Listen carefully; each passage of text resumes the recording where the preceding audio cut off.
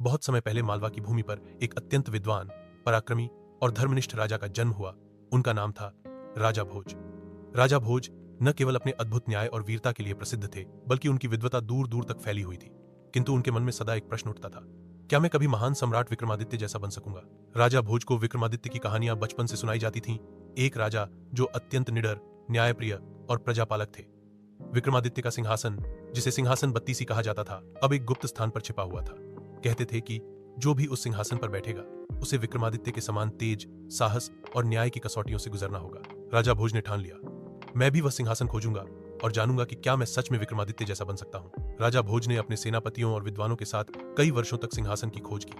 अंततः एक दिन उन्हें एक पुराने खंडहर में वह रहस्यमय सिंहासन मिला। जैसे ही वे सिंहासन के पास पहुंचे, अचानक उससे 32 पुतलियां प्रकट हुई। हर पुतली राजा भोज से एक प्रश्न पूछती और एक कहानी सुनाती।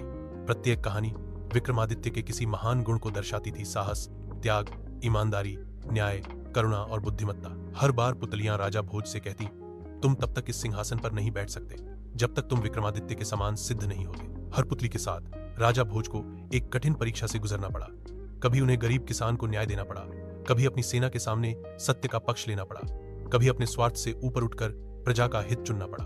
राजा भोज हर परीक्षा में सफल हुए, लेकिन हर बार वे स्वयं से पूछते रहे, क्या मैं सच में विक्रमादित्य जैसा हूं? क्या मैं अपने मन, वचन और कर्म से इतना निष्कलंक हूं? अंत में अंतिम पुतली ने कहा, तुमने सभी कठिनाइयों को पार कर लिया है, किंतु क्या तुम इस सिंहासन की शक्ति चाहते हो या अपनी प्रजा की भलाई?